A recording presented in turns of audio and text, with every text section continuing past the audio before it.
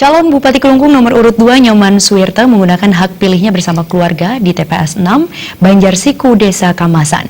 Selesai menggunakan hak pilihnya, Nyoman Suwirta memilih tinggal di rumah yang terletak tidak jauh dari TPS.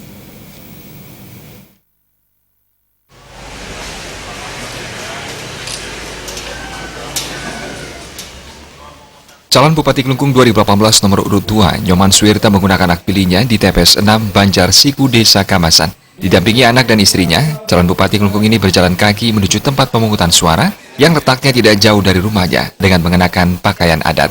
Calon Bupati Kelungkung nomor urut 2 Nyoman Suwirta berharap pelaksanaan Pilgub dan Pilbub seluruh Bali jalan aman dan lancar.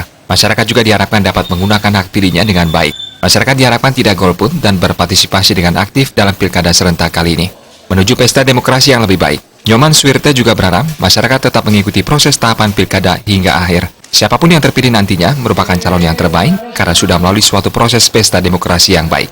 Konsep menyama beraya diharapkan tetap dipegang teguh demi menjaga keamanan Bali. Agar semua bisa menggunakan hak pilihnya dengan baik dan maksimal agar partisipasi di Kelungkung ini bisa meningkat lebih baik.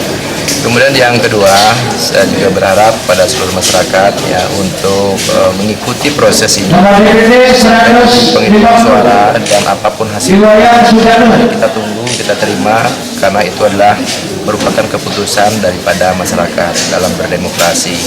Dan tentu kondusivitas daripada ending daripada pilkada ini mari kita jaga bersama-sama karena saya yakin kita semua mengharapkan hasil daripada pilkada ini dengan hasil yang terbaik dan yang tentu kedamaian di Kelungkung tetap terjaga dengan semangat menyama beraya adalah saudara semua tolong itu diperkuat agar ke depan kita bisa bersama-sama membangun Kelungkung ke arah yang lebih baik.